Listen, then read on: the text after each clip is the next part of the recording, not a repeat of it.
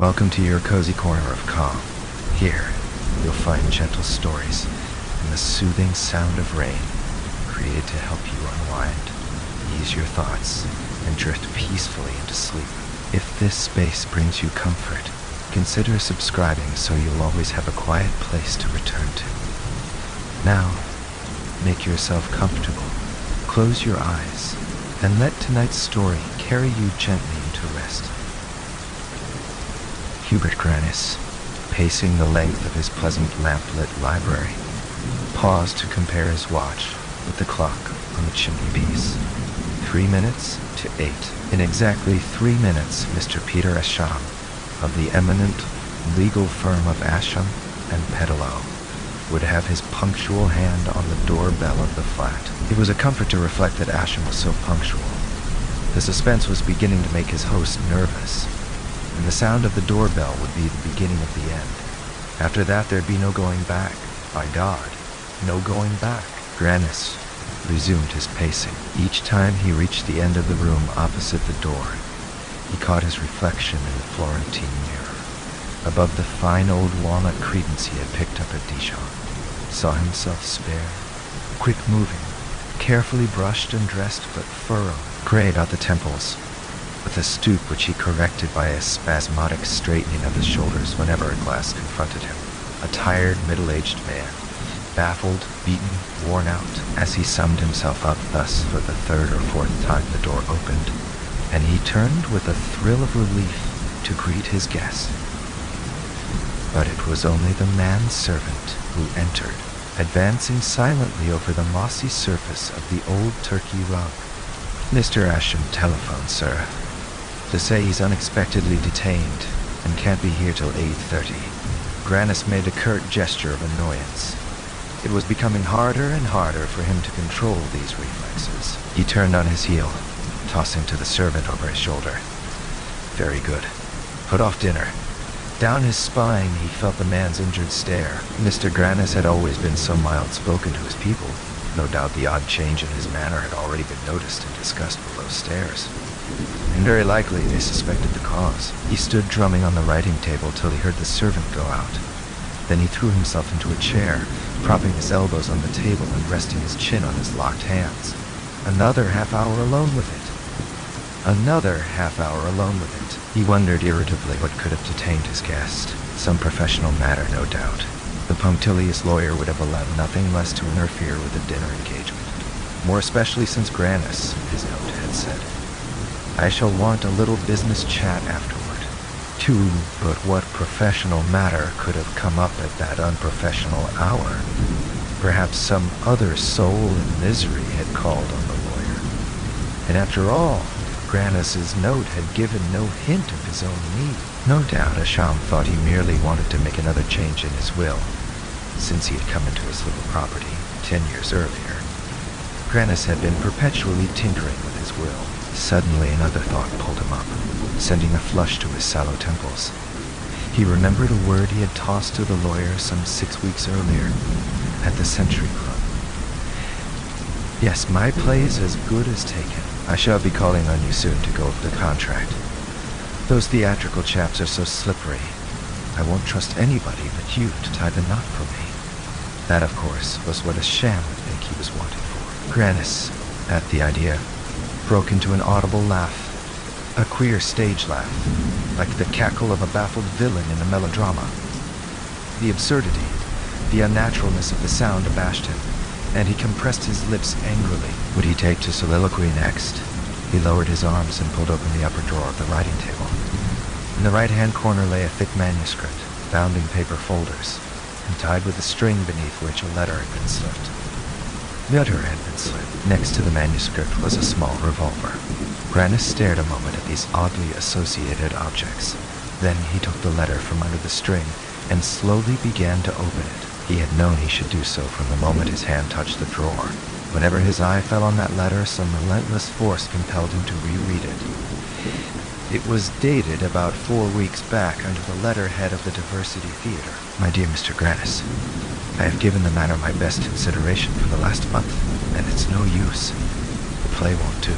I have talked it over with Miss Melrose, and You know there isn't a gamer artist on our stage, and I regret to tell you she feels just as I do about it. It isn't the poetry that scares her, or me either. We both want to do all we can to help along the poetic drama. We believe the public's ready for it, and we're willing to take a big financial risk in order to be the first to give them what they want. But we don't believe they could be made to want this. The fact is, there isn't enough drama in your play to the allowance of poetry. The thing drags all through. You've got a big idea, but it's not out of swaddling clothes. 3. If this was your first play, I'd say, try again. But it has been just the same with all the others you've shown me. And you remember the result of The Lee Shore, where you carried all the expenses of production yourself, and we couldn't fill the theater for a week. Yet, The Lee Shore was a modern problem play, much easier to swing than blank verse. It isn't as if you hadn't tried all kinds. Granis folded the letter and put it carefully back into the envelope. Why on earth was he rereading it, when he knew every phrase in it by heart, when for a month past he had seen it, night after night, stand out in letters of flame against the darkness of his sleepless lids? It has been just the same with all the other you've shown me. That was the way they dismissed 10 years of passionate, unremitting work. You remember the result of The Lee Shore. Good God, as if he were likely to forget it. He relived it all now in a drowning flash. The persistent rejection of the play, his sudden resolve to put it on at his own cost, to spend $10,000 of his inheritance on testing his chance of success, the fever of preparation, the dry-mouthed agony of the first night, the flat fall, the stupid press, his secret rush to Europe to escape the condolence of his friends. It isn't as if you hadn't tried all kinds. No, he had tried all kinds. Comedy, tragedy, prose and verse, the light curtain raiser, the short, sharp drama, the bourgeois realistic and the lyrical romantic, finally deciding that he would no longer prostitute his talent to win popularity, but would impose on the public his own theory of art in the form of 5 acts of blank verse. Yes, he had offered them everything, and always with the same result. 10 years of it. 10 years of dogged work and unrelieved failure. The 10 years from 40 to 50. The best 10 years of his life. And if one counted the years before, the silent years of dreams, assimilation, preparation, then call it half a man's lifetime. Half a man's lifetime thrown away. And what was he to do with the remaining half? Well, he had settled that, thank God. He turned and glanced anxiously at the clock. 10 minutes past 8. Only 10 minutes had been consumed in that stormy rush through his whole past, and he must wait another 20 minutes for Ashram. It was one of the worst symptoms of his case that, in proportion as he had grown to shrink from human company, he dreaded more and more to be alone. But why the devil was he waiting for Assam? Why didn't he cut the knot himself, since he was so unutterably sick of the whole business? Why did he have to call in an outsider to rid him of this nightmare of living?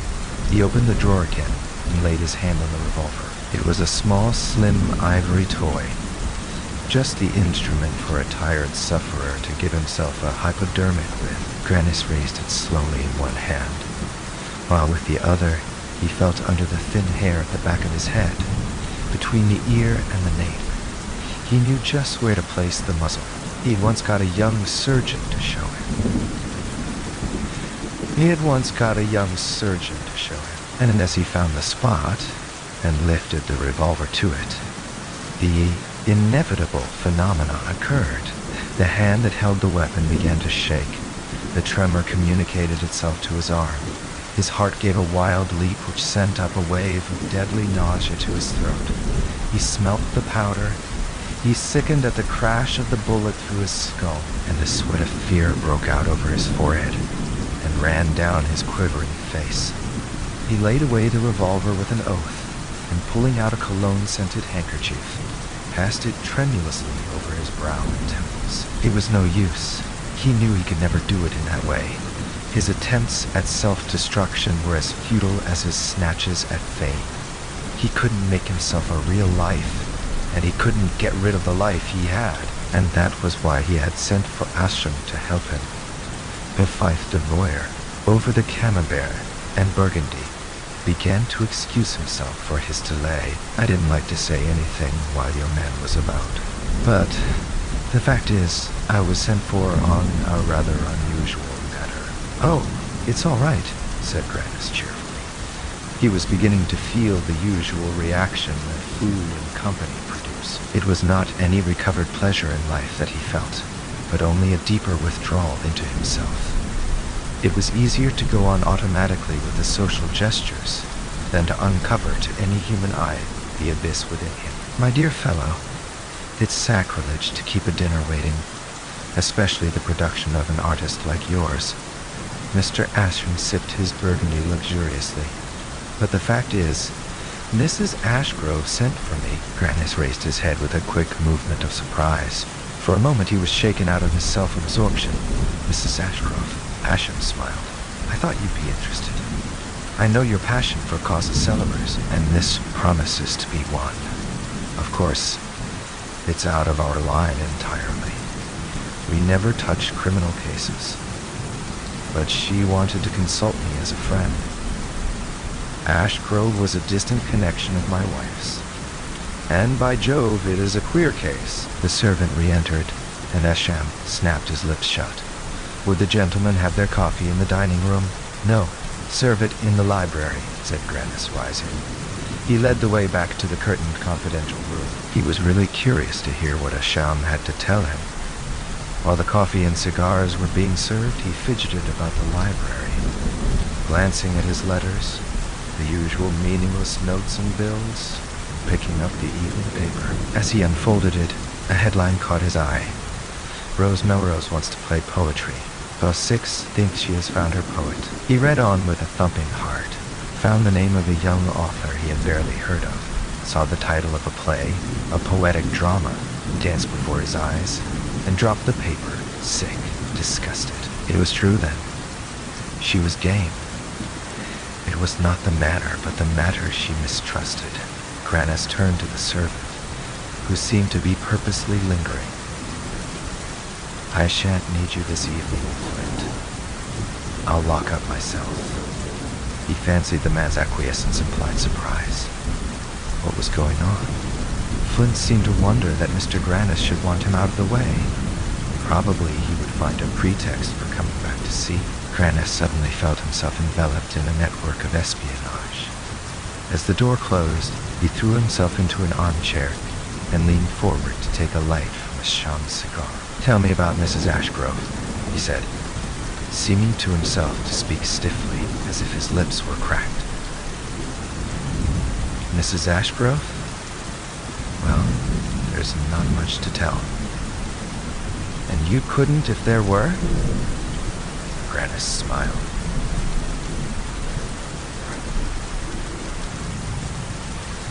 Probably not. As a matter of fact, she wanted my advice about her choice of counsel.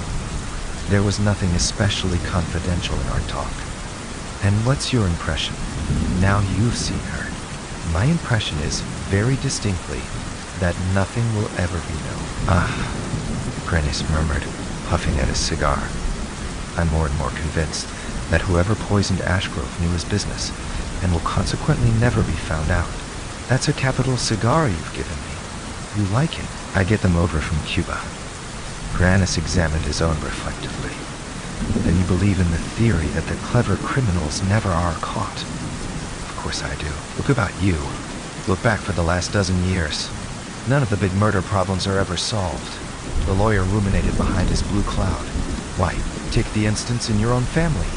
I'd forgotten I had an illustration at hand. Take old Joseph Lenman's murder. Do you suppose that will ever be explained?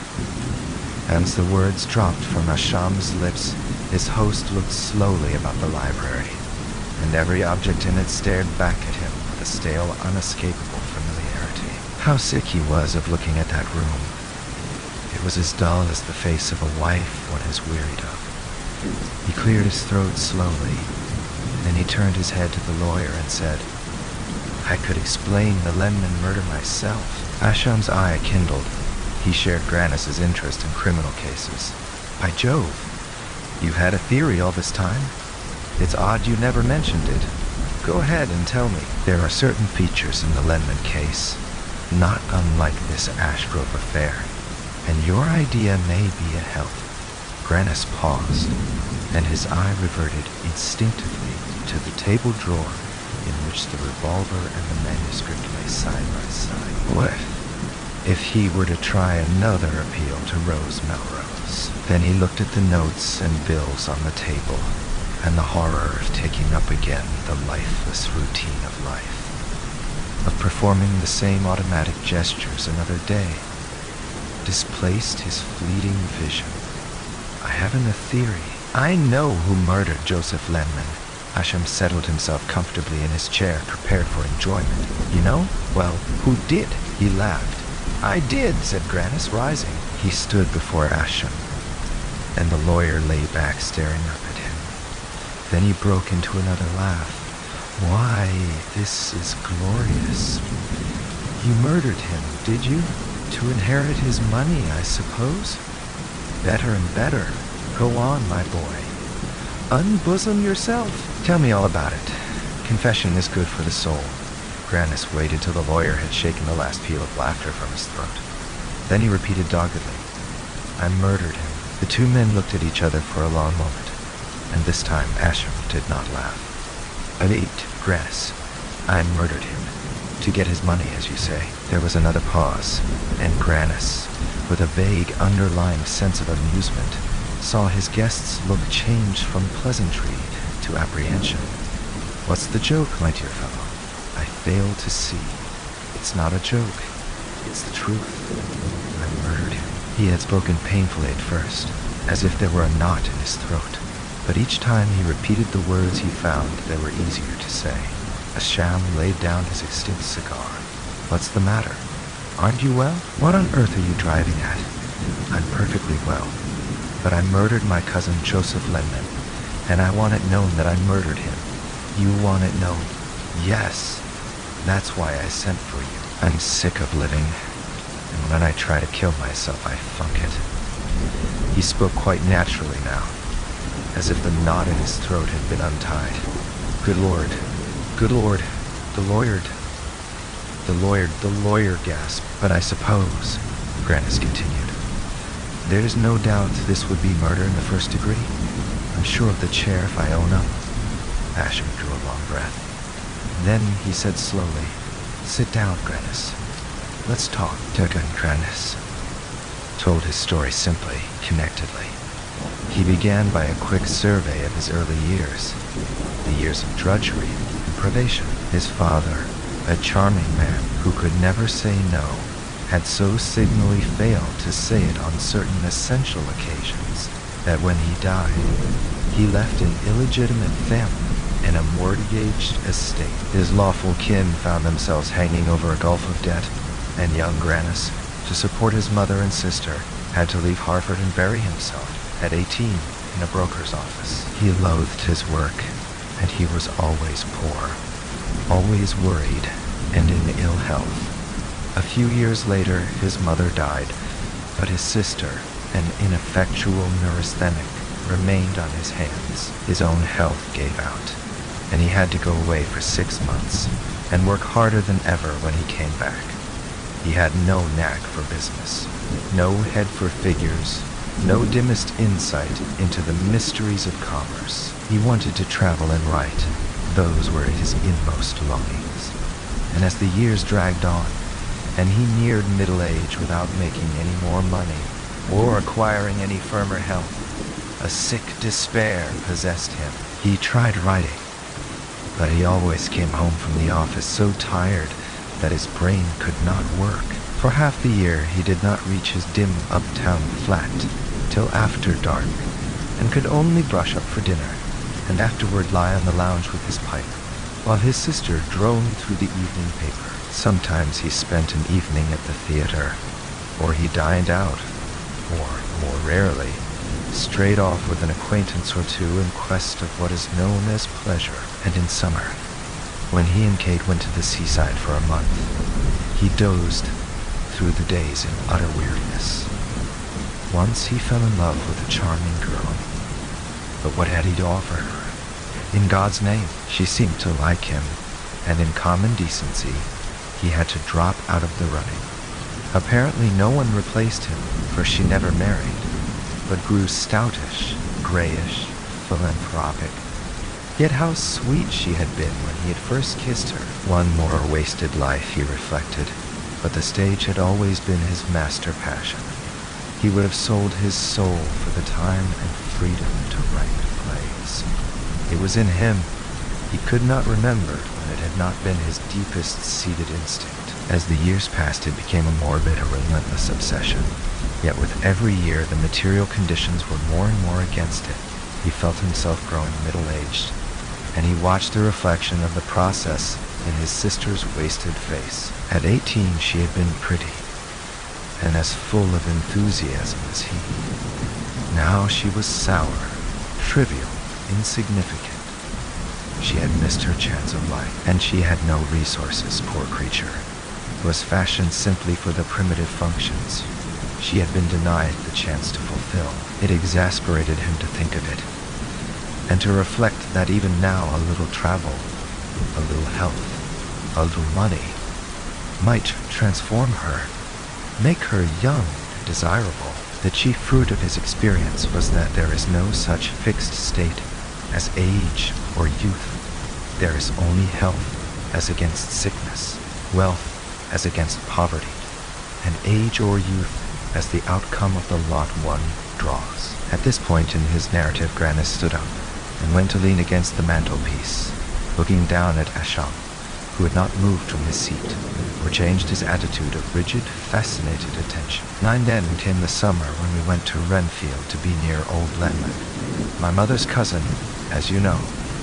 Some of the family always mounted guard over him, generally a niece or so, but that year they were all scattered, and one of the nieces offered to lend us her cottage if we'd relieve her of duty for 2 months. It was a nuisance for me, of course, for Renfield is 2 hours from town, but my mother, who was a slave to family observances, had always been good to the old man, so it was natural we should be called on, and there was the saving of rent, and there was the saving of rent. The good air for Kate. So we went. You never knew Joseph Lenman? Well, picture to yourself an amoeba or some primitive organism of that sort under a titan's microscope. He was large, undifferentiated, inert. Since I could remember him, he had done nothing but take his temperature and read the churchman. Oh, and cultivate melons. That was his hobby. Not vulgar, out-of-door melons. His were grown under glass. He had miles of it at Renfield. His big kitchen garden was surrounded by blinking battalions of greenhouses, and in nearly all of them melons were grown. Early melons and late French-English domestic dwarf melons and monsters.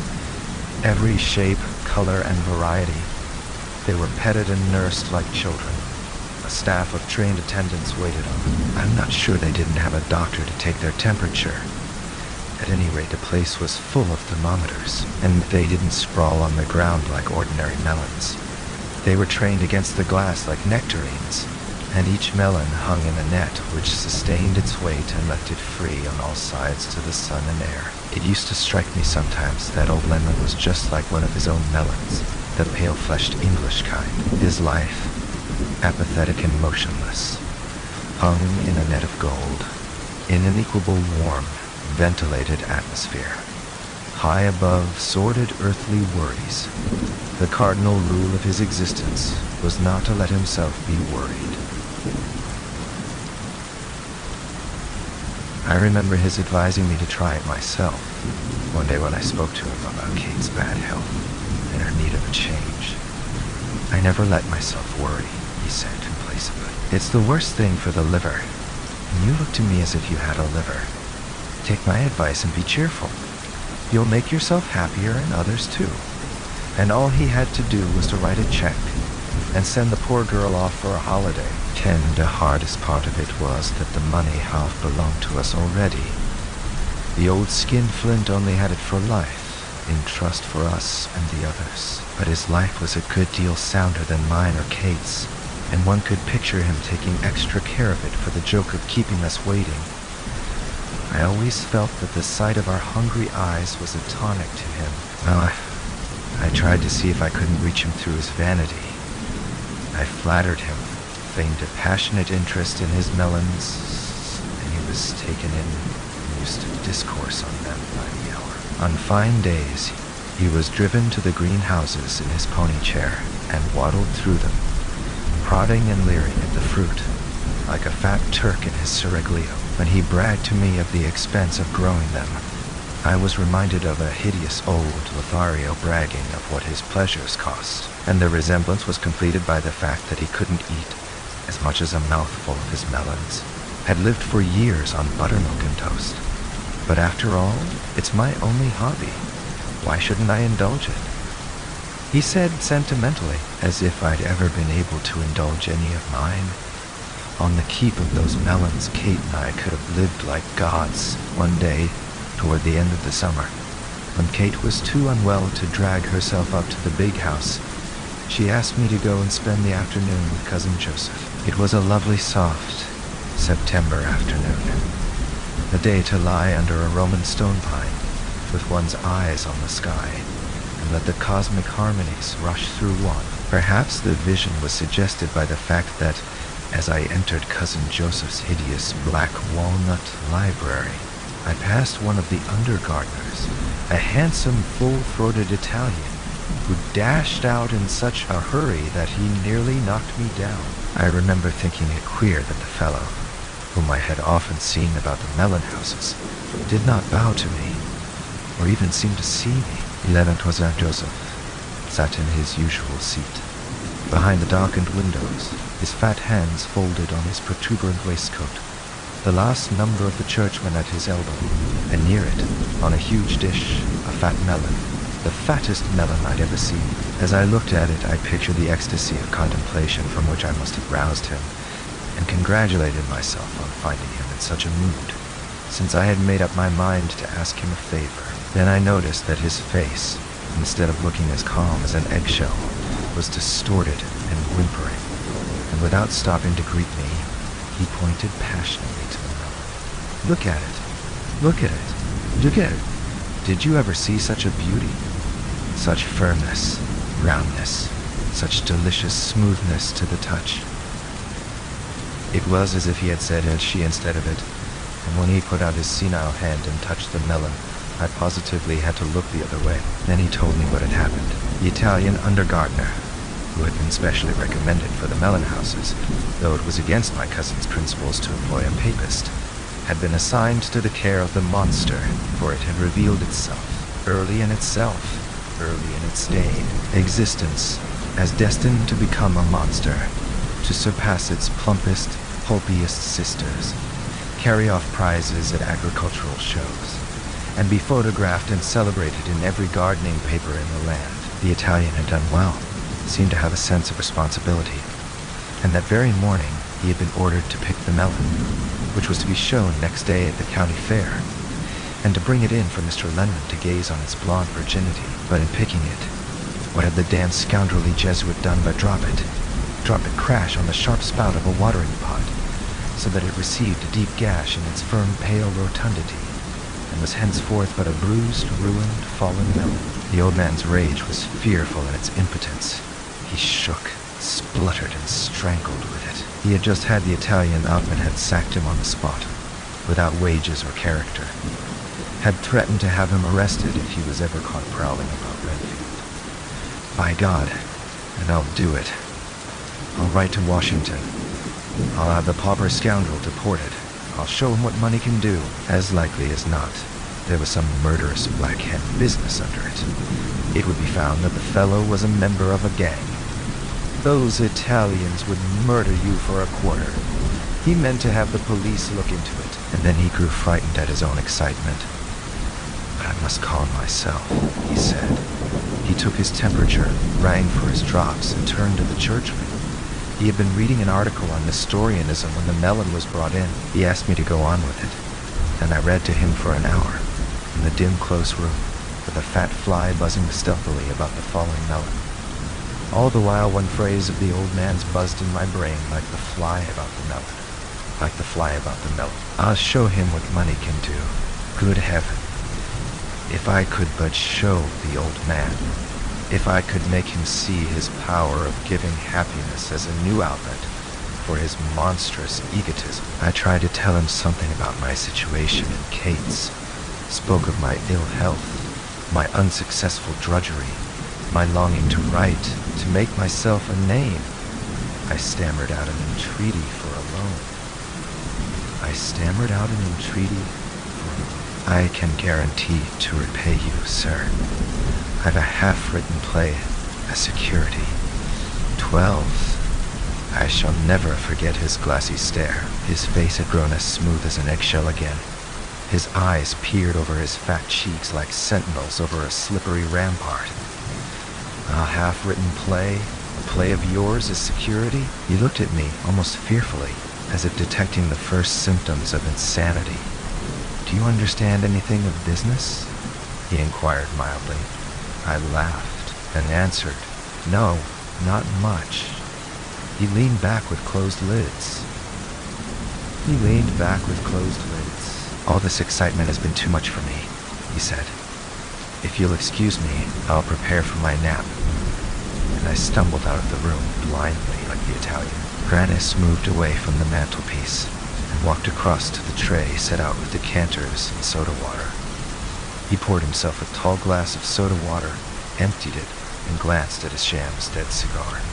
Better light another, he suggested. The lawyer shook his head, and Grannis went on with his tale. He told of his mounting obsession, how the murderous impulse had waked in him on the instant of his cousin's refusal, and he had muttered to himself, by God, if you won't, I'll make you. He spoke more tranquilly as the narrative proceeded, as though his rage had died down once the resolve to act on it was taken. He applied his whole mind to the question of how the old man was to be disposed of. Suddenly he remembered the outcry.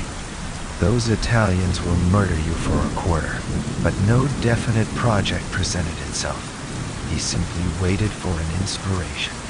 Grannis and his sister moved to town a day or two after the incident of the melon. But the cousins, who had returned, kept them informed of the old man's condition. One day, about 3 weeks later, Grannis, on getting home, found Kate excited over a report from Renfield. The Italian had been there again, had somehow slipped into the house, made his way up to the library, and used threatening language. The housekeeper found Cousin Joseph gasping, the whites of his eyes showing something awful. The doctor was sent for, and the attack warded off, and the police had ordered the Italian from the neighborhood. Show of 13, but Cousin Joseph, thereafter, languished, had nerves, and lost his taste for toast and buttermilk. The doctor called in a colleague, and the consultation amused and excited the old man. He became once more an important figure. The medical men reassured the family too completely. And to the patient, they recommended a more varied diet, advised him to take whatever tempted him. And so one day, tremulously, prayerfully, he decided on a tiny bit of melon. It was brought up with ceremony, and consumed in the presence of the housekeeper and a hovering cousin. And 20 minutes later, he was dead. But you remember the circumstances, Grannis went on. How suspicion turned at once on the Italian. In spite of the hint the police had given him, he had been seen hanging about the house since the scene. It was said that he had tender relations with the kitchen maid, and the rest seemed easy to explain. But when they looked round to ask him for the explanation, he was gone. Gone clean out of sight. He had been warned to leave Renfield, and he had taken the warning so to heart that no one ever laid eyes on him again. Grannis paused. He had dropped into a chair opposite the lawyer's, and he sat for a moment, his head thrown back, looking about the familiar room. Everything in it had grown grimacing and alien, and each strange, insistent object seemed craning forward from its place to hear him. "It was I who put the stuff in the melon," he said.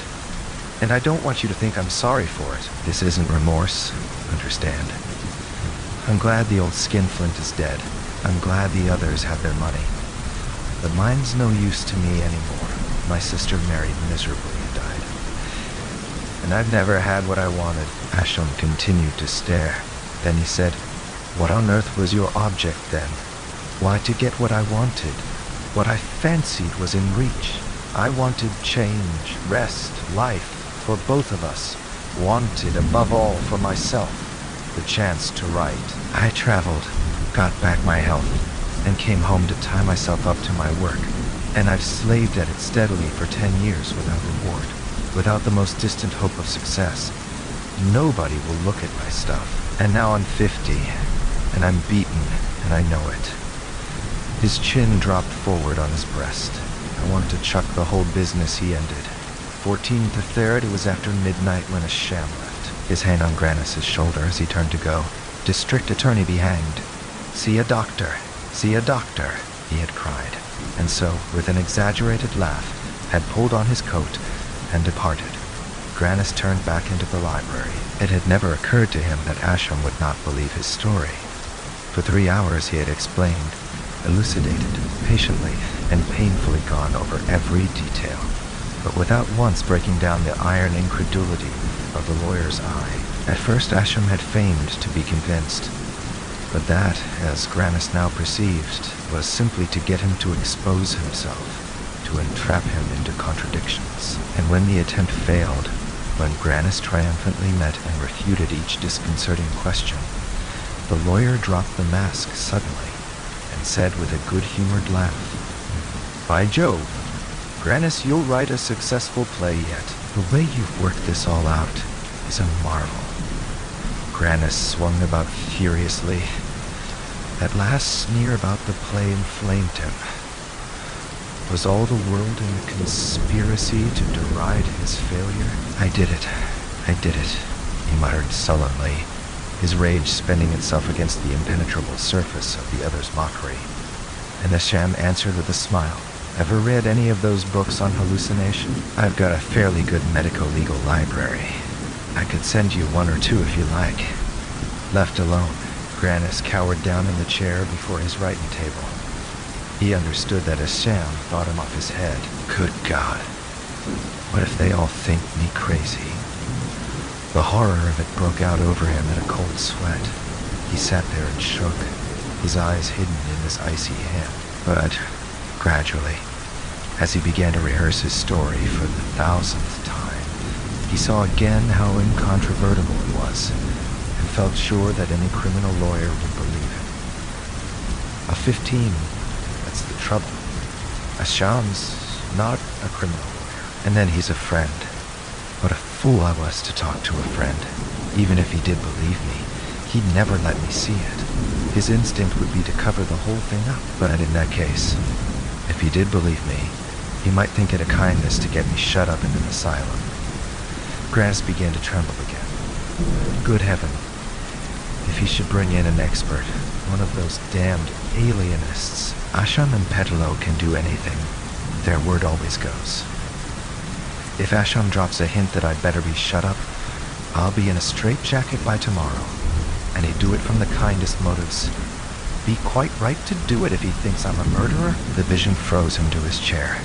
He pressed his fists to his bursting temples and tried to think. For the first time he hoped that Asham had not believed his story, but he did. He did. I can see it now. I noticed what a queer eye he cocked at me. Good God, what shall I do? What shall I do? He started up and looked at the clock. 1:30. What if Asham should think the case urgent, rout out an alienist, and come back with him? Grannis jumped to his feet, and his sudden gesture brushed the morning paper from the table. Mechanically, he stooped to pick it up, and the movement started a new train of association. He sat down again and reached for the telephone book in the rack by his chair. Give me 3010, yes. The new idea in his mind had revived his flagging energy. He would act at once. It was only by thus planning ahead, committing himself to some unavoidable line of conduct, that he could pull himself through the meaningless days. Each time he reached a fresh decision, it was like coming out of a foggy, weltering sea into a calm harbor with lights. One of the queerest phases of his long agony was the intense relief produced by these momentary lulls. 16 Taha, at the office of the investigator. Yes? Give me Mr. Denver, please. Hello, Denver. Yes, Hubert Grannis. Just caught you. Going straight home? Can I come and see you? Yes, now. Have a talk? It's rather urgent. Yes. Might give you some first-rate copy. All right. He hung up the receiver with a laugh. It had been a happy thought to call up the editor of the investigator. Robert Denver was the very man he needed. Grannis put out the lights in the library. It was odd how the automatic gestures persisted. Went into the hall, put on his hat and overcoat, and let himself out of the flat. In the hall, a sleepy elevator boy blinked at him, and then dropped his head on his folded arms. Grannis passed out into the street. At the corner of Fifth Avenue, he hailed a crawling cab and called out an uptown address. The long thoroughfare stretched before him, dim and deserted, like an ancient avenue of tombs. But from Denver's house a friendly beam fell on the pavement, and as Grannis sprang from his cab, the editor's electric turned the corner. The two men grasped hands, and Denver, feeling for his latchkey, ushered Grannis into the brightly lit hall. Disturbed me? Not a bit. You might have. At 10 tomorrow morning. But this is my liveliest hour. You know my habits of old. Grannis had known Robert Denver for 15 years. Watched his rise through all the stages of journalism to the Olympian pinnacle of the investigator's editorial office. In the thick-set man with grizzling hair, there were few traces left of the hungry-eyed young reporter, who on his way home in the small hours used to bob in on Grannis, while the latter sat grinding at his plays. Denver had to pass Grannis's flat on the way to his own, and it became a habit, if he saw a light in the window, and Grannis's shadow against the blind, to go in, smoke a pipe, and discuss the universe. 1712. This is like old times, a good old habit reversed. The editor smote his visitor genially on the shoulder. Reminds me of the nights when I used to rout you out. How's the play, by the way? There is a play, I suppose. It's as safe to ask you that as to say to some men, how's the baby? Denver laughed good-naturedly, and Grannis thought how thick and heavy he had grown. It was evident, even to Grannis's tortured nerves, that the words had not been uttered in malice, and the fact gave him a new measure of his insignificance. Denver did not even know that he had been a failure. The fact hurt more than Asham's irony. Come in, come in. The editor led the way into a small, cheerful room where there were cigars and decanters. He pushed an armchair toward his visitor and dropped into another with a comfortable groan. Now, then, help yourself, and let's hear all about it. He beamed at Grannis over his pipe bowl, and the latter, lighting his cigar, said to himself, "Success makes men comfortable, but it makes them stupid." Then he turned and began. "Denver, I want to tell you." The clock ticked rhythmically on the mantelpiece. The little room was gradually filled with drifting blue layers of smoke, and through them the editor's face came and went, like the moon through a moving sky. Once the hour struck, then the rhythmical ticking began again. The atmosphere grew denser and heavier, and beads of perspiration began to roll from Grannis's forehead. "Do you mind if I open the window?" "No. It is stuffy in here. Wait, I'll do it myself." Denver pushed down the upper sash and returned to his chair. "Well, go on," he said, filling another pipe. His composure exasperated Grannis. "There's no use in my going on if you don't believe me." The editor remained unmoved. "Who says I don't believe you? And how can I tell till you've finished?" Grannis went on, ashamed of his outburst. It was simple enough, as you'll see. From the day the old man said to me, "Those Italians would murder you for a quarter," I dropped everything and just worked at my scheme. It struck me at once that I must find a way of getting to Renfield and back in a night, and that led to the idea of a motor. A motor? That never occurred to you. You knew where I got the money, I suppose. Well, I had 1,000 or so put by, and I nosed around till I found what I wanted. A second-hand racer. I knew how to drive a car, and I tried the thing and found it was all right. Times were bad, and I bought it for my price and stored it away. Where? Why, in one of those no questions ask garages where they keep motors that are not for family use. I had a lively cousin who had put me up to that dodge, and I looked about till I found a queer hole where they took in my car like a baby in a foundling asylum. Then I practiced running to Renfield and back in a night. I knew the way pretty well, for I'd done it often with the same lively cousin, and in the small hours too. The distance is over 90 miles, and on the third trial, I did it under 2 hours, but my arms were so lame that I could hardly get dressed the next morning. Well, then came the report about the Italians' threats, and I saw I must act at once. I meant to break into the old man's room, shoot him, and get away again. It was a big risk, but I thought I could manage it. Then we heard that he was ill, that there'd been a consultation. Perhaps the fates were going to do it for me. Good Lord, if that could only be. Grannis stopped and wiped his forehead. The open window did not seem to have cooled the room. 19. Then came word that he was better. And the day after, when I came up from my office, I found Kate laughing over the news that he was to try a bit of melon. The housekeeper had just telephoned her. All Renfield was in a flutter. The doctor himself had picked out the melon, one of the little French ones that are hardly bigger than a large tomato, and the patient was to eat it at his breakfast the next morning. In a flash, I saw my chance. It was a bare chance, no more, but I knew the ways of the house. I was sure the melon would be brought in overnight and put in the pantry icebox. If there were only one melon in the icebox, I could be fairly sure it was the one I wanted. Melons didn't lie around loose in that house. Everyone was known, numbered, catalogued. The old man was beset by the dread that the servants would eat them, and he took 100 mean precautions to prevent it. Yes, I felt pretty sure of my melon. And poisoning was much safer than shooting. It would have been the devil and all to get into the old man's bedroom without his rousing the house. But I ought to be able to break into the pantry without much trouble. It was a cloudy night, too. Everything served me. I dined quietly and sat down at my desk.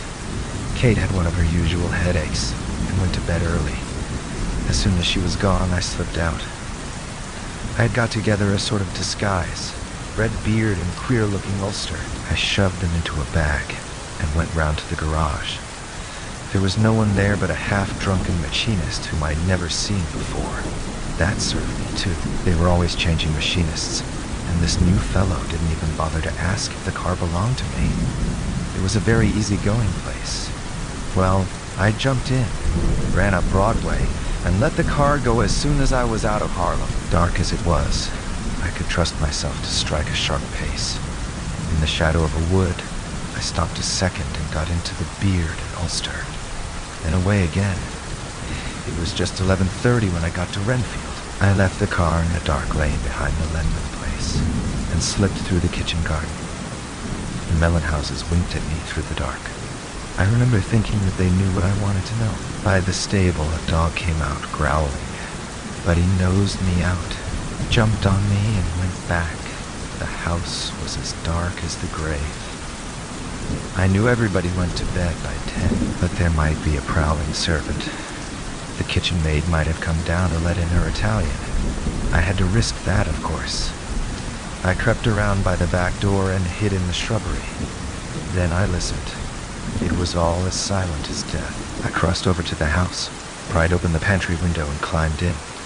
I had a little electric lamp in my pocket, and shielding it with my cap, I groped my way to the icebox, opened it, and there was the little French mountain, only one. 20 oak. I stopped to listen. I was quite cool. Then I pulled out my bottle of stuff and my syringe and gave each section of the melon a hypodermic. It was all done inside of 3 minutes.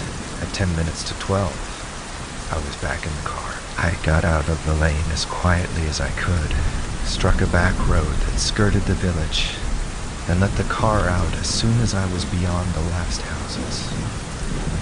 I only stopped once on the way in to drop the beard and ulster into a pond. I had Big Stone ready to weight them with, and they went down plump, like a dead body. And at 2 o'clock I was back at my desk. Grannis stopped speaking and looked across the smoke fumes at his listener. But Denver's face remained inscrutable. At length he said, "Why did you want to tell me this?" The question startled Grannis. He was about to explain, as he had explained to Esham. But suddenly it occurred to him that if his motive had not seemed convincing to the lawyer, it would carry much less weight with Denver. Both were successful men, and success does not understand the subtle agony of failure. Grannis cast about for another reason. The thing haunts me. Remorse, I suppose you'd call it. Denver struck the ashes from his empty pipe. Remorse? Bosh, he said energetically. Grannis's heart sank. You don't believe in remorse? The mere fact of your talking of remorse proves to me that you're not the man to have planned and put through such a job. Grannis groaned. Well, I lied to you about remorse. I've never felt any. Denver's lips tightened skeptically about his freshly filled pipe. What was your motive then? You must have had one. I'll tell you. And Grannis began again to rehearse the story of his failure, of his loathing for life. Don't say you don't believe me this time. That this isn't a real reason, he stammered out piteously as he ended. But 21 Denver meditated. No, I won't say that. I've seen too many queer things. There's always a reason for wanting to get out of life. The wonder is that we find so many for staying in. Grannis's heart grew light. Then you do believe me, he faltered. Believe that you're sick of the job. Yes, and that you haven't the nerve to pull the trigger. Oh yes. That's easy enough too. But all that doesn't make you a murderer. Though I don't say it proves you could never have been one. I have been one. Denver, I swear to you. Perhaps, he meditated. Just tell me one or two things. Oh, go ahead. You won't stump me, Grannis heard himself say with a laugh. Well, how did you make all those trial trips without exciting your sister's curiosity? I knew your night habits pretty well at that time, remember? You were very seldom out late. Didn't the change in your ways surprise her? No, because she was away at the time. She went to pay several visits in the country soon after we came back from Renfield, and was only in town for a night or two before I did the job. And that night she went to bed early with a headache? Yes, blinding. She didn't know anything when she had that kind, and her room was at the back of the flat. Denver again meditated. And when you got back, she didn't hear you? You got in without her knowing it? Yes, I went straight to my work. Took it up at the word where I'd left off. Why, Denver, don't you remember? Grannis suddenly, passionately interjected. Remember? Yes, how you found me. When you looked in that morning, between 2 and 3, your usual hour. Yes, the editor nodded. Grannis gave a short laugh. In my old coat, with my pipe. Looked as if I'd been working all night, didn't I? Well, I hadn't been in my chair 10 minutes. 22 Denver and crossed his legs, and then crossed them again. I didn't know whether you remembered that. What? My coming in that particular night, or morning. Grannis swung round in his chair. Why, man alive? That's why I'm here now, because it was you who spoke for me at the inquest, when they looked round to see what all the old man's heirs had been doing that night. You who testified to having dropped in and found me at my desk. As usual, I thought that would appeal to your journalistic sense if nothing else would. Denver smiled. Denver smiled. Oh, my journalistic sense is still susceptible enough. And the idea is picturesque, I grant you. Asking the man who proved your alibi to establish your guilt. That's it. That's it. That's it. Granis's laugh had a ring of triumph. Well, but how about the other chap's testimony? I mean that young doctor. What was his name? Ned Ranny. Don't you remember my testifying that I'd met him at the elevated station and told him I was on my way to smoke a pipe with you? And his saying, "All right, you'll find him in." I passed the house 2 hours ago and saw his shadow against the blind, as usual. And the lady with the toothache in the flat across the way. She corroborated his statement. You remember? Yes, I remember. Well then, simple enough. Before starting, I rigged up a kind of mannequin with old coats and a cushion. Something to cast a shadow on the blind. All you fellows were used to seeing my shadow there in the small hours. I counted on that, and knew you'd take any vague outline as mine. Simple enough, as you say. But the woman with the toothache saw the shadow move. You remember she said she saw you sink forward, as if you'd fallen asleep. Yes, and she was right. It did move. I suppose some extra heavy tray must have jolted by the flimsy building. At any rate, something gave my mannequin a jar. And when I came back, he had sunk forward, half over the table. 23, there was a long silence between the two men. Granis, with a throbbing heart, watched Denver refill his pipe. The editor, at any rate, did not sneer and flout him. After all, journalism gave a deeper insight than the law into the fantastic possibilities of life, prepared one better to allow for the incalculableness of human impulses. Well, Granis faltered out. Denver stood up with a shrug. Look here, man. What's wrong with you? Make a clean breast of it. Nerves gone to smash. I'd like to take you to see a chap I know, an ex-prize fighter, who's a wonder at pulling fellows in your state out of their hole. Oh, Granis broke in. He stood up also, and the two men eyed each other. You don't believe me, then? This yarn, how can I? There wasn't a flaw in your alibi. But haven't I filled it full of them now? Denver shook his head. I might think so if I hadn't happened to know that you wanted to. There's the hitch, don't you see? Granis groaned. No, I didn't. You mean my wanting to be found guilty? Of course. If somebody else had accused you, the story might have been worth looking into.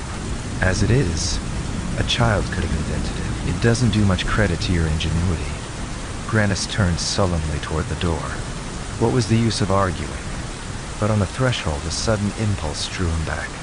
Look here, Denver.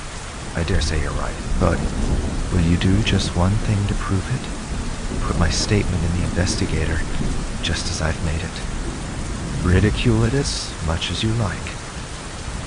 Only give the other fellows a chance at it. Men who don't know anything about me. Set them talking and looking about. I don't care a damn whether you believe me. What I want is to convince the grand jury. I oughtn't to have come to a man who knows me. Your cursed incredulity is infectious. I don't put my case well, because I know in advance it's discredited, and I almost end by not believing it myself. That's why I can't convince you. It's a vicious circle. He laid a hand on Denver's arm. Send a stenographer and put my statement in the paper. L24 Elwood Denver did not warm to the idea. My dear fellow, you seem to forget that all the evidence was pretty thoroughly sifted at the time.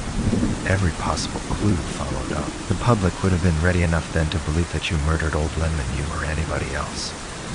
All they wanted was a murderer. The most improbable would have served. But your alibi was too confoundedly complete, and nothing you've told me has shaken it. Denver laid his cool hand over the other's burning fingers. Look here, old fellow. Go home and work up a better case. Then come in and submit it to the Investigator. I flee. The perspiration was rolling off Granis's forehead. Every few minutes he had to draw out his handkerchief and wipe the moisture from his haggard face. For an hour and a half he had been talking steadily, putting his case to the district attorney. Luckily he had a speaking acquaintance with Allenby, and had obtained, without much difficulty, a private audience on the very day after his talk with Robert Denver. In the interval between, he had hurried home, got out his evening clothes, and gone forth again at once into the dreary dawn.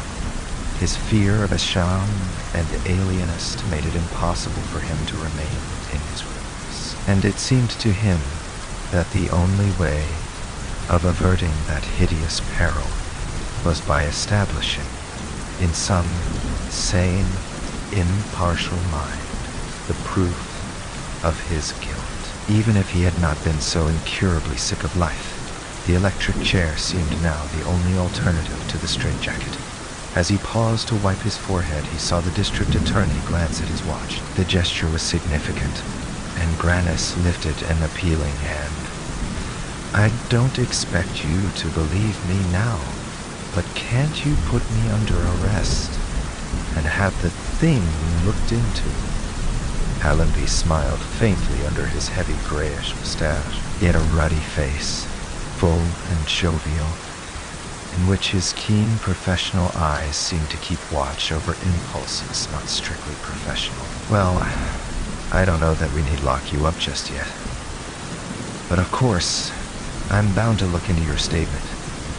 Grannis rose with an exquisite sense of relief. Surely Allenby wouldn't have said that if he hadn't believed him. "That's all right. Then I needn't detain you. I can be found at any time in my apartment." He gave the address. The district attorney smiled again, more openly. "What do you say to leaving it for an hour or two this evening? I'm giving a little supper at Rector's. Quiet little affair, you understand. Just Miss Melrose. I think you know her, and a friend or two. And if you'll join us." Grannis stumbled out of the office without knowing what reply he had made. He waited for 4 days. 4 days of concentrated horror. During the first 24 hours, the fear of Isham's alienness dogged him. And as that subsided, it was replaced by the exasperating sense that his avowal had made no impression on the district attorney. Evidently, if he had been going to look into the case, Allenby would have been heard from before now, and that mocking invitation to supper showed clearly enough how little the story had impressed him. Grannis was overcome by the futility of any farther attempt to inculpate himself. He was chained to life, a prisoner of consciousness. Where was it he had read the phrase?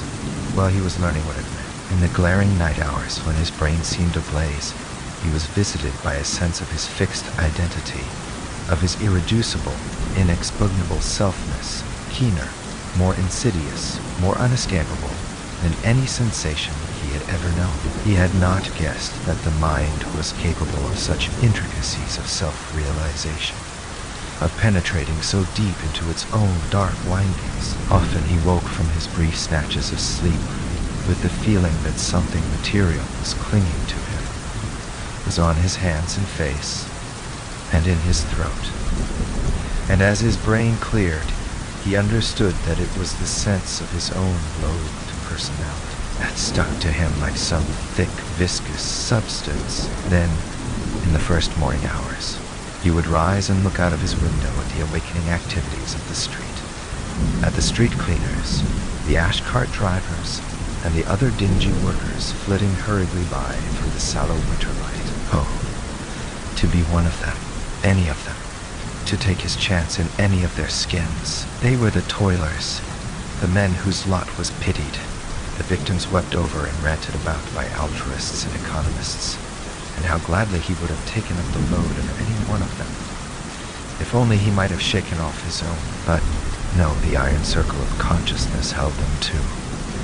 Each one was handcuffed to his own hideous ego. Why wish to be any one man rather than another? The only absolute good was not to be. And Flint, coming in to draw his bath, would ask if he preferred his eggs scrambled or poached that morning. On the 5th day, he wrote a long, urgent letter to Allenby. and for the succeeding 2 days he had the occupation of waiting for an answer. He hardly stirred from his rooms in his fear of missing the letter by a moment. But would the district attorney write, or send a representative? A policeman? A secret agent? Or some other mysterious emissary of the law? 26. On the third morning, Flint, stepping softly, as if confounded his master were ill, entered the library where Grannis sat behind an unread newspaper and proffered a card on a tray. Grannis read the name, J.B. Hewson, and underneath, in pencil from the district attorney's office. He started up with a thumping heart and signed an assent to the servant. Mr. Hewson was a slight, sallow, nondescript man of about 50, the kind of man of whom one is sure to see a specimen in any crowd. Just the type of the successful detective, Grannis reflected as he shook hands with his visitor, and it was in that character that Mr. Hewson briefly introduced himself. He had been sent by the district attorney to have a quiet talk with Mr. Grannis, to ask him to repeat the statement he had made about the Lenman murder. His manner was so quiet, so reasonable and receptive, that Grannis's self-confidence returned. Here was a sensible man, a man who knew his business. It would be easy enough to make him see through that ridiculous alibi. Grannis offered Mr. Hewson a cigar, and lighting one himself, to prove his coolness, began again to tell his story. He was conscious, as he proceeded, of telling it better than ever before. Practice helped, no doubt, and his listener's detached, impartial attitude helped still more. He could see that Hewson, at least, had not decided in advance to disbelieve him, and the sense of being trusted made him more lucid and more consecutive. Yes, this time his words would certainly carry conviction. Despairingly, Grannis gazed up and down the shabby street. Beside him stood a young man with bright, prominent eyes, a smooth, but not too smoothly shaven face, and an Irish smile. The young man's nimble glance followed Grannis's.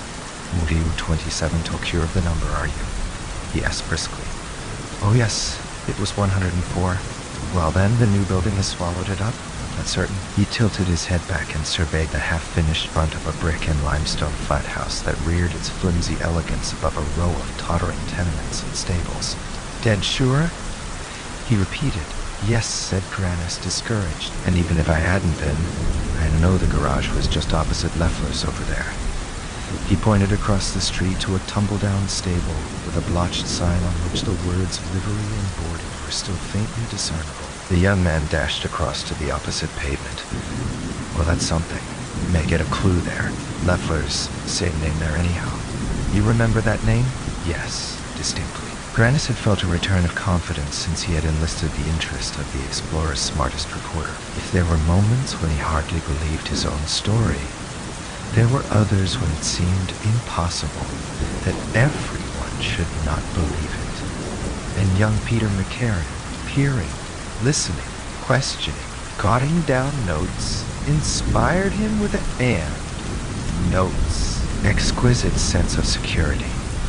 McCarran had fastened on the case at once, like a leech, as he phrased it, jumped at it, thrilled to it, and settled down to draw the last drop of fact from it, and had not let go till he had. No one else had treated Grannis in that way.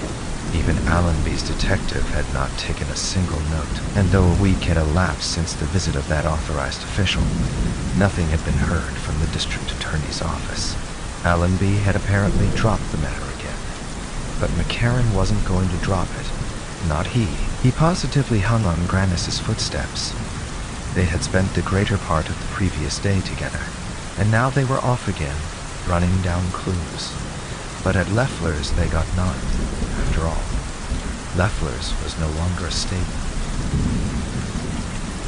It was condemned to demolition, and in the respite between sentence and execution, it had become a vague place of storage, a hospital for broken-down carriages and carts, presided over by a blear-eyed old woman who knew nothing of Flood's garage, across the way, did not even remember what had stood there before the new flat house began to rise. Woody 28, well, we may run Leffler down somewhere. "I've seen harder jobs done," said McCarran, cheerfully noting down the name. As they walked back towards 6th Avenue, he added, in a less sanguine tone, "I'd undertake now to put the thing through if you could only put me on the track of that cyanide." Grannis's heart sank. Yes, there was the weak spot. He had felt it from the first, but he still hoped to convince McCarran that his case was strong enough without it. And he urged the reporter to come back to his rooms and sum up the facts with him again. "Sorry, Mr. Grannis, but I'm due at the office now. Besides, it'd be no use till I get some fresh stuff to work on. Suppose I call you up tomorrow or next day?" He plunged into a trolley and left Grannis gazing desolately after him. 2 days later, he reappeared at the apartment, a shade less jaunty in demeanor. "Well, Mr. Grannis, the stars in their courses are against you, as the bard says. Can't get a trace of Flood or of Leffler either. And you say you bought the motor through Flood and sold it through him too?" "Yes," said Grannis wearily. "Who bought it, do you know?" Grannis wrinkled his brows. "Why, Flood. Yes, Flood himself. I sold it back to him 3 months later." "Flood. The devil. And I've ransacked the town for Flood. That kind of business disappears as if the earth had swallowed it." Grannis, discouraged, kept silence. "That brings us back to the poison," McCarran continued, his notebook out. "Just go over that again, will you?" And Grannis went over it again. It had all been so simple at the time, and he'd been so clever in covering up his traces. As soon as he decided on poison, he looked about for an acquaintance who manufactured chemicals. And there was Jim Dawes, a Harvard classmate, in the dyeing business.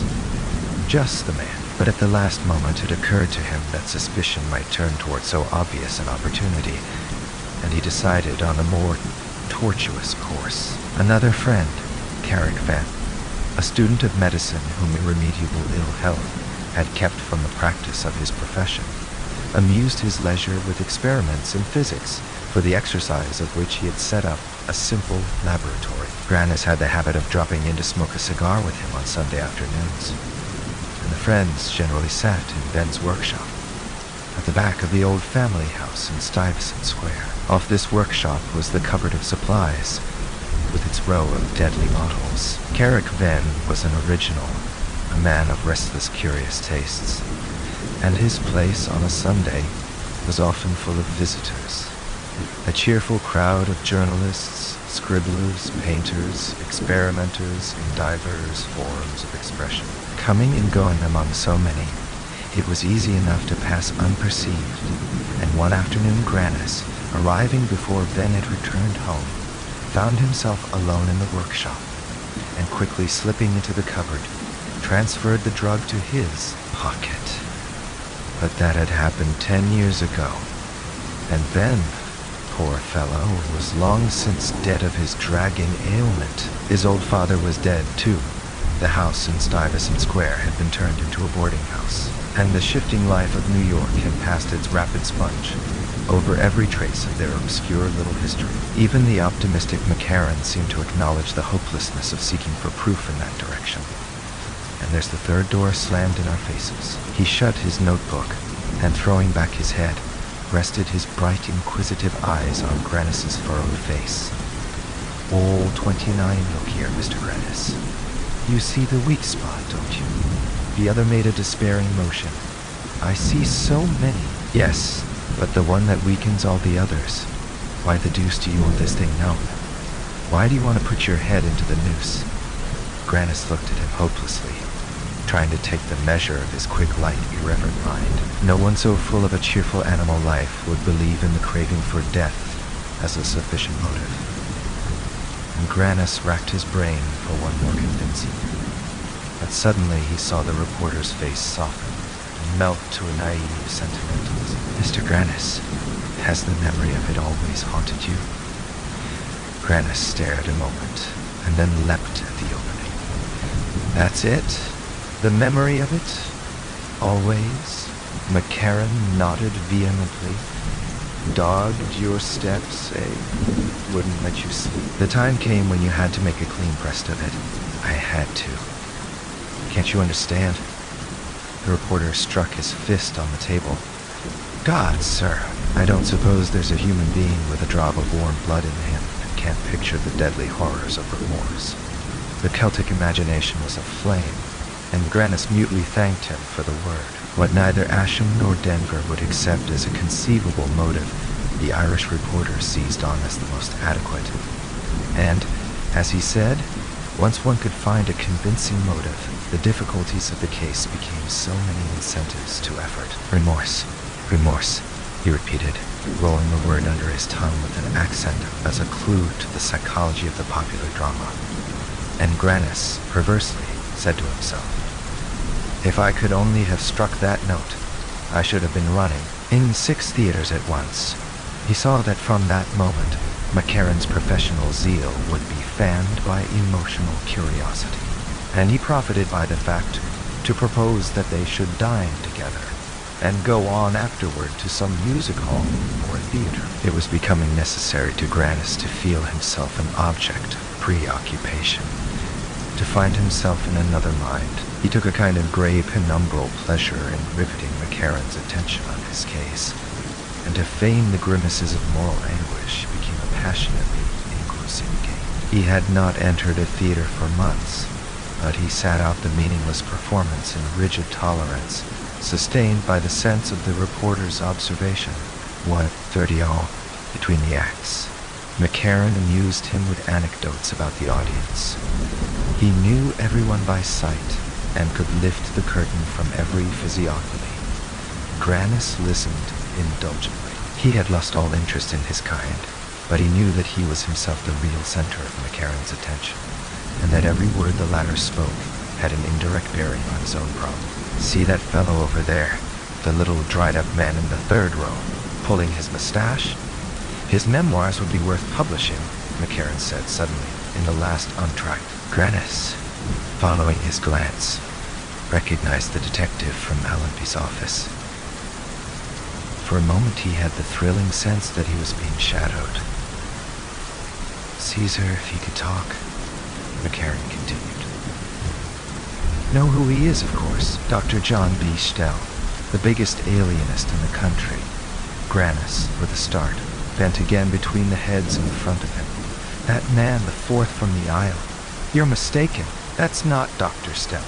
McCarran laughed. "Well, I guess I've been in court enough to know Stell when I see him. He testifies in nearly all of the big cases where they plead insanity."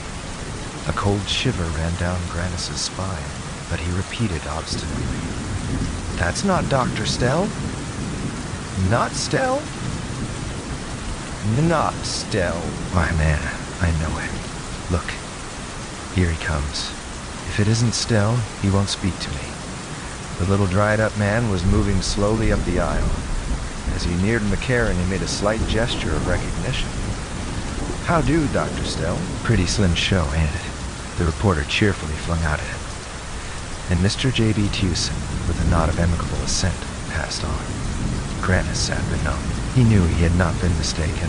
The man who had just passed was the same man whom Allenby had sent to see him, a physician disguised as a detective. Allenby, then, had thought him insane, like the others, had regarded his confession as the maundering of a maniac. The discovery froze Grannis with horror. He seemed to see the madhouse gaping forth. 31. Isn't there a man a good deal like him? A detective named J.B. Hewson. But he knew in advance what McCarran's answer would be. Hewson. J.B. Hewson. Never heard of him. But that was J.B. still fast enough. I guess he can be trusted to know himself. And you saw he answered to his name. This some days passed before Grannis could obtain a word with the district attorney. He began to think that Allenby avoided him, but when they were face to face, Allenby's jovial countenance showed no sign of embarrassment. He waved his visitor to a chair and leaned across his desk with the encouraging smile of a consulting physician. Grannis broke out at once. "That detective you sent me the other day." Allenby raised a deprecating hand. "I know. It was still the alienness." "Why did you do that, Allenby?" The other's face did not lose its composure. "Because I looked up your story first, and there's nothing in it. Nothing in it." Grannis furiously interposed. Absolutely nothing. If there is, why the deuce don't you bring me proofs? I know you've been talking to Peter Asham, and to Denver, and to that little ferret McCarran of the Explorer. Have any of them been able to make out a case for you? No. Well, what am I to do? Grannis's lips began to tremble. Why did you play me that trick? About Stell. I had to, my dear fellow. It's part of my business. Stell is a detective, if you come to that. Every doctor is. The trembling of Grannis's lips increased, communicating itself in a long quiver to his facial muscles. He forced a laugh through his dry throat. Well, then, what did he detect? In you? Oh, he thinks it's overwork, and too much smoking. If you look in on him someday at his office, he'll show you the record of hundreds of cases like yours and advise you what treatment to follow. It's one of the commonest forms of hallucination. Have a cigar all the same. But, Alan V., I killed that man, 32. The district attorney's large hand, outstretched on his desk, had an almost imperceptible gesture. And a moment later, as if in answer to the call of an electric bell, a clerk looked in from the outer office. Sorry, my dear fellow. Lot of people waiting. Drop in on Stell some morning, Allenby said, shaking hands. McCarran had to own himself beaten. There was absolutely no flaw in the alibi, and since his duty to his journal obviously forbade his wasting time on insoluble mysteries, he ceased to frequent Grannis, who dropped back into a deeper isolation. For a day or two after his visit to Allenby, he continued to live in dread of Dr. Stell. Why might not Allenby have deceived him as to the alienist's diagnosis? What if he were really being shadowed, not by a police agent, but by a mad doctor? To have the truth out, he suddenly determined to call on Dr. Stell. The physician received him kindly and reverted without embarrassment to the conditions of their previous meeting. We have to do that occasionally, Mr. Grannis. It's one of our methods. And you had given Allenby a fright. Grannis was silent. He would have liked to reaffirm his guilt, to produce the fresh arguments which had occurred to him since his last talk with the physician. But he feared his eagerness might be taken for a symptom of derangement, and he affected to smile away Dr. Stell's illusion. You think, then, it's a case of brain fag. Nothing more, nothing more. And I should advise you to knock off tobacco. You smoke a good deal, don't you? He developed his treatment, recommending massage, gymnastics, travel, or any form of diversion that did not, in short, Grannis interrupted him impatiently. Oh, I loathe all that, and I'm sick of traveling. And some larger interest, politics, reform, philanthropy, something to take you out of yourself. Well, 33, yes, I understand, said Grannis wearily. Above all, don't lose heart. I see hundreds of cases like yours, the doctor added cheerfully from the threshold. On the doorstep, Grannis stood still and laughed. Hundreds of cases like his. The case of a man who had committed a murder, who confessed his guilt, and whom no one would believe. Why, there had never been a case like it in the world. What a good figure Stell would have made in a play. The great alienist who couldn't read a man's mind any better than that. Grannis saw huge comic opportunities in the type, but as he walked away, his fears dispelled. The sense of listlessness returned on him. For the first time since his avowal to Peter Asham, he found himself without an occupation, and understood that he had been carried through the past weeks only by the necessity of constant action. Now, his life had once more become a stagnant backwater, and as he stood on the street corner watching the tides of traffic sweep by, he asked himself despairingly how much longer he could endure to float about in the sluggish circle of his consciousness. The thought of self-destruction recurred to him, but again his flesh recoiled. He yearned for death from other hands, but he could never take it from his own. And, aside from his insuperable physical reluctance, another motive restrained him. He was possessed by the dogged desire to establish the truth of his story, He refused to be swept aside as an irresponsible dreamer, even if he had to kill himself in the end. He would not do so before proving to society that he had deserved death from it. He began to write long letters to the papers, but after the first had been published and commented on, public curiosity was quelled by a brief statement from the district attorney's office, and the rest of his communications remained unprinted. Hashem came to see him and begged him to travel. Robert Denver dropped in and tried to joke him out of his delusion, till Grannis, mistrustful of their motives, began to dread the reappearance of Dr. Stell and set a guard on his lips. But the words he kept back engendered others and still others in his brain. His inner self became a humming factory of arguments, and he spent long hours reciting and writing down elaborate statements of his crime, which he constantly retouched and developed. Then gradually his activity languished under the lack of an audience, the sense of being buried beneath deepening drifts of indifference. In a passion of resentment, he swore that he would prove himself a murderer, even if he had to commit another crime to do it. And for a sleepless night or two, the thought flamed red on his darkness. But daylight dispelled it. The determining impulse was lacking, and he hated too promiscuously to choose his victim. So he was thrown back on the unavailing struggle to impose the truth of his story. As fast as one channel closed on him, he tried to pierce another through the sliding sands of incredulity. But every issue seemed blocked, and the whole human race leagued together to cheat one man of the right to die. Thus viewed, the situation became so monstrous that he lost his last shred of self-restraint in contemplating it. What if he were really the victim of some mocking experiment? The center of a ring of holidaymakers jeering at a poor creature in its blind dashes against the solid walls of consciousness. But, no. Men were not so uniformly cruel. There were flaws in the close surface of their indifference, cracks of weakness and pity here and there.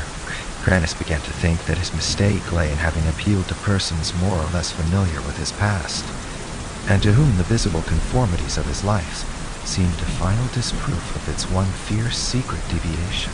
The general tendency was to take for the whole of life the slit seen between the blinders of habit, and in his walk down that narrow vista Grannis had a correct enough figure. To a vision free to follow his whole orbit, his story would be more intelligible. It would be easier to convince a chance idler in the street than the trained intelligence hampered by a sense of his antecedents. This idea shot up in him with the tropic luxuriance of each new seed of thought, and he began to walk the streets and to frequent out-of-the-way chop houses and bars in his search for the impartial stranger to whom he should disclose himself. 34. At first, every face looked encouragement, but at the crucial moment, he always held back. So much was at stake, and it was so essential that his first choice should be decisive. He dreaded stupidity, timidity, intolerance. The imaginative eye, the furrowed brow, were what he sought. He must reveal himself only to a heart versed in the tortuous motions of the human will. And he began to hate the dull benevolence of the average face. Once or twice, obscurely, elusively, he made a beginning. Once sitting down at a man's side in a basement chop house, another day approaching a lounger on an east side wharf. But in both cases, the premonition of failure checked him on the brink of avowal. His dread of being taken for a man in the clutch of a fixed idea gave him an unnatural keenness in reading the expression of his interlocutors, and he had provided himself in advance with a series of verbal alternatives, trapdoors of evasion from the first dart of ridicule or suspicion. He passed the greater part of the day in the streets, coming home at irregular hours, dreading the silence and orderliness of his apartment, and the critical scrutiny of Flint. His real life was spent in a world so remote from this familiar setting that he sometimes had the mysterious sense of a living metempsychosis, a furtive passage from one identity to another, yet the other as unescapably himself. One humiliation he was spared. The desire to live never revived in him. Not for a moment was he tempted to a shabby pact with existing conditions. He wanted to die. wanted it with the fixed, unwavering desire which alone attains its end. And still, the end eluded him. It would not always, of course. He had full faith in the dark star of his destiny, and he could prove it best by repeating his story, persistently and indefatigably, pouring it into indifferent ears, hammering it into dull brains, till at last it kindled a spark, and someone of the careless millions paused, listened, believed. 35. It was a mild March day, and he had been loitering on the west side docks, looking at faces. He was becoming an expert in physiognomies. His eagerness no longer made rash darts and awkward recoils. He knew now the face he needed, as clearly as if it had come to him in a vision, and not till he found it would he speak. As he walked eastward through the shabby, reeking streets, he had a premonition that he should find it that morning. Perhaps it was the promise of spring in the air. Certainly he felt calmer than for many days. He turned into Washington Square, struck across it obliquely, and walked up University Place. Its heterogeneous passers always allured him.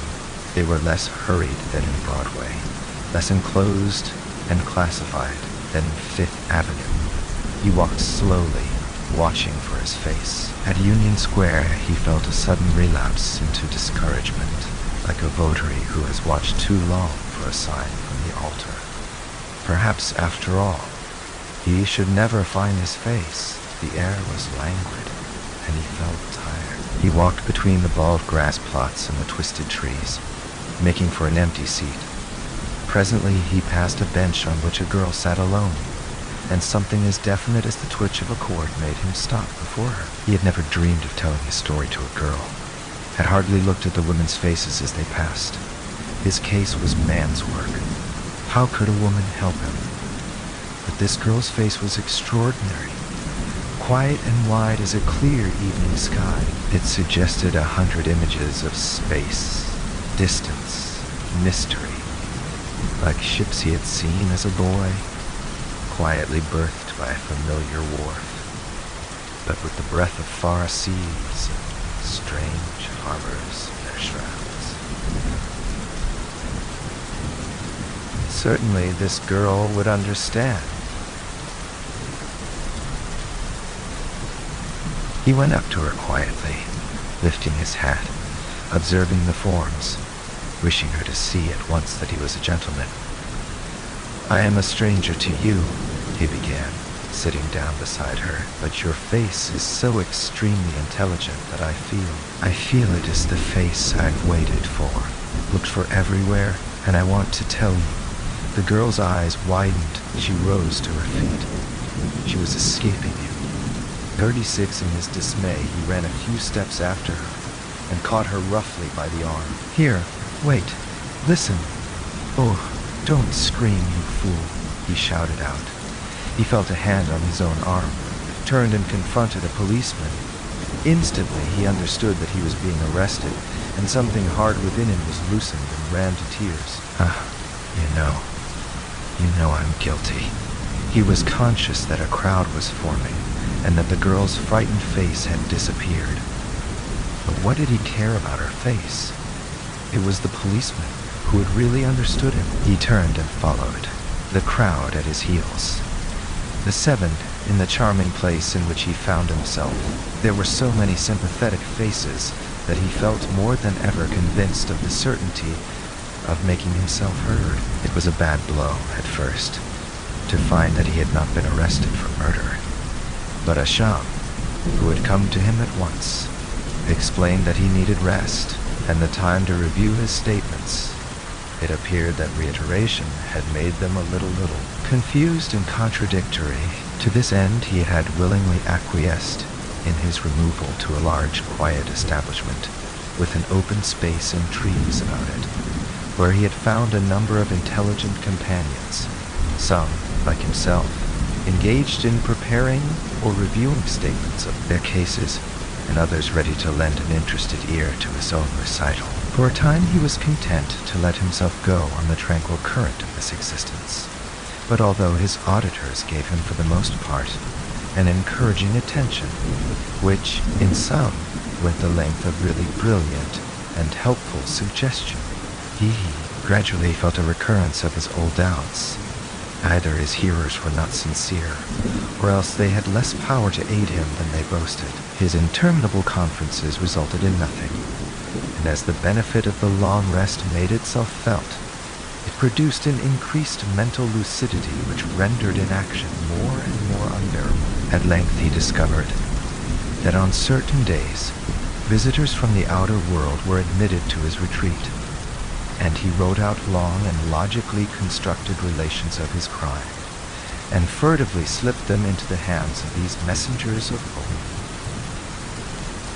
This occupation gave him a fresh lease of patience, and he now lived only to watch for the visitors' days, and scan the faces that swept by him like stars seen and lost in the rifts of a hurrying sky. Mostly, these faces were strange and less intelligent than those of his companions, but they represented his last means of access to the world, a kind of subterranean channel on which he could set his statements afloat, like paper boats, which the mysterious current might sweep out into the open seas of life. 37 through one day, however, his attention was arrested by a familiar contour, a pair of bright, prominent eyes, and a chin insufficiently shaved.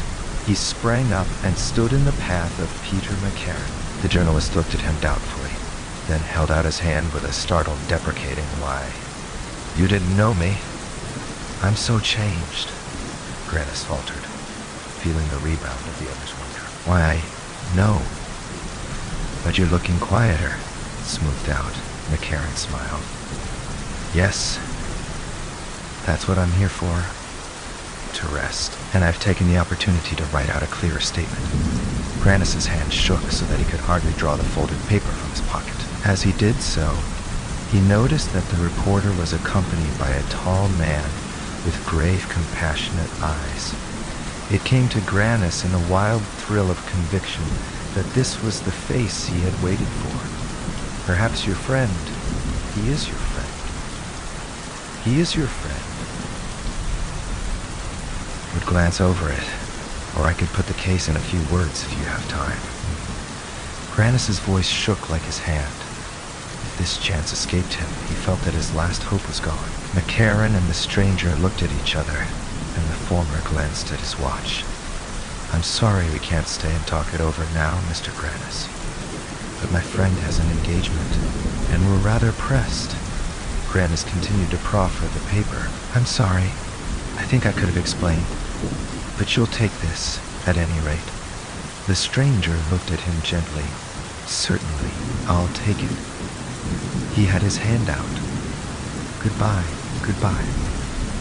"Goodbye," Grannis echoed. He stood watching the two men move away from him through the long light hall, and as he watched them a tear ran down his face. But as soon as they were out of sight, he turned and walked hastily toward his room, beginning to hope again, already planning a new statement. 38 outside the building, the two men stood still, and the journalist's companion looked up curiously at the long, monotonous rows of barred windows. "So that was Grannis?" "Yes, that was Grannis, poor devil," said McCarran. "Strange case. I suppose there's never been one just like it. He's still absolutely convinced that he committed that murder?" "Absolutely." "Yes," the stranger reflected. "And there was no conceivable ground for the idea. No one could make out how it started?" "A quiet, conventional sort of fellow like that." "Where do you suppose he got such a delusion? Did you ever get the least clue to it?" McCarran stood still, his hands in his pockets, his head cocked up in contemplation of the barred windows. Then he turned his bright, hard gaze on his companion. "That was the queer part of it. I've never spoken of it, but I did get a clue. By Jove, that's interesting. What was it?" McCarran formed his red lips into a whisper. "Why, that it wasn't a delusion." He produced his effect. The other turned on him with a pallid stare. "He murdered the man, all right. I tumbled on the truth by the merest accident, when I'd pretty nearly chucked the whole job. He murdered him. Murdered his cousin? Sure as you live. Only don't split on me. It's about the queerest business I ever ran into. Do about it." Why, what was I to do? I couldn't hang the poor devil, could I? Lord. But I was glad when they collared him and had him stowed away safe in there. The tall man listened with a grave face, grasping Grannis's statement in his hand. Here, take this. It makes me sick, he said abruptly, thrusting the paper at the reporter, and the two men turned and walked in silence to the gates.